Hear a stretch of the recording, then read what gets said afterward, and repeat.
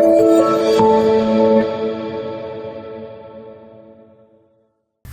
ីវ៉ាន់នៅក្នុងដំណើរការដឹកជញ្ជូននឹងត្រូវឆ្លងកាត់ដំណាក់កាលជាច្រើនដូចជាការទទួលការបែងចែកការលើកដាក់ការផ្ទេរផ្ទុកនិងការប្រគល់ដូច្នេះការវេចខ្ចប់ឲ្យបានត្រឹមត្រូវតាមលក្ខណៈបច្ចេកទេសគឺជាកត្តាដ៏សំខាន់បំផុតដើម្បីជួយការពារអីវ៉ាន់កាត់បន្ថយការខូចខាតនិងធានាថាអីវ៉ាន់ត្រូវបានបញ្ជូនទៅដល់ដៃអ្នកទទួលដោយសុវត្ថិភាពបុគ្គលិកគ្រប់រូបត្រូវតែពិនិត្យនិងប្រឹក្សាយោបល់ជូនអតិថិជនអំពីការវេចខ្ចប់ឲ្យបានត្រឹមត្រូវតាមការកំណត់មុនពេលទទួលយកបញ្ញើការណែនាំលម្អិតមានដូចខាងក្រោមមុនពេលទទួលយកអីវ៉ាន់បុគ្គលិកត្រូវតែអនុវត្តតាមជំហានត្រួតពិនិត្យចំនួន3ជំហានទី1ពិនិត្យខ្លឹមសារអីវ៉ាន់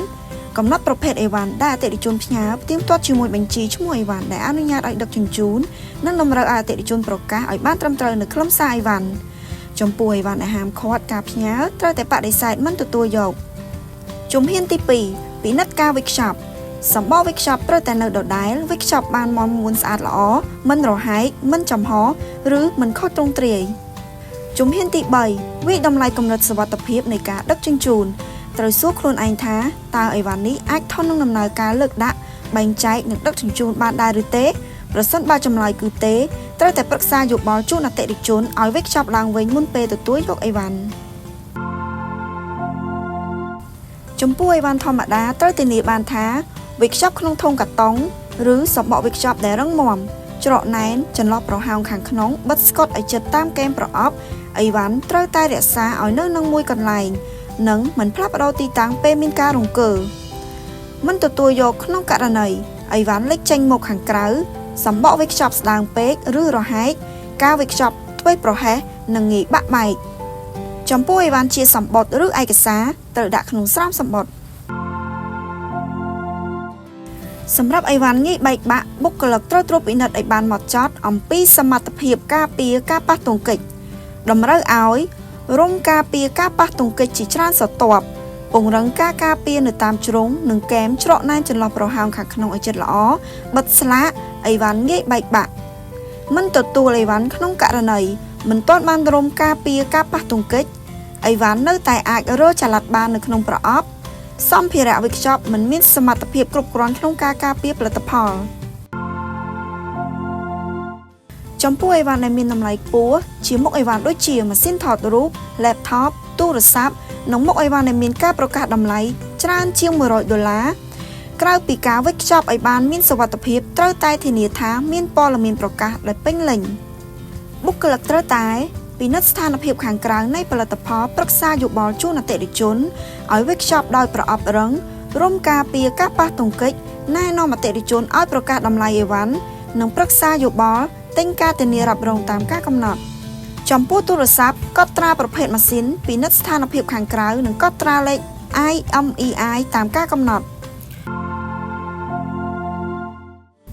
អីវ៉ាន់ជាវត្ថុរាវមានហានិភ័យលេចធ្លាយនិងប៉ះពាល់ដល់បញ្ញាជាច្រើនផ្សេងទៀតប្រសិនបើការវេចខ្ចប់មិនបានត្រឹមត្រូវតម្រូវការគម្របដបត្រូវតែមូលឲ្យតឹងកំណត់គម្របដោយស្កុតបិទជិតដោយថង់ការពារជំរាបទឹករុំជុំវិញដោយពពុះការពារការប៉ះទង្គិចដាក់ក្នុងប្រអប់កាតុងដែលរឹងមាំនិងញាត់បំពេញចន្លោះឲ្យជិតមិនទទួលយកនៅពេលដែលដបឬកំប៉ុងអត់បិទស្កុត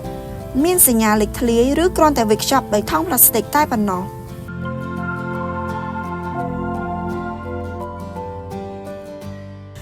ចំពោះអីវ៉ាន់ដែលមានទំហំធំដើមឈើលម្អបន្សាយឬម៉ាស៊ីននិងឧបករណ៍ផ្សេងបុគ្គលិកត្រូវតែត្រួតពិនិត្យកម្រិតសុវត្ថិភាពឲ្យបានច្បាស់លាស់មុនពេលទទួលយក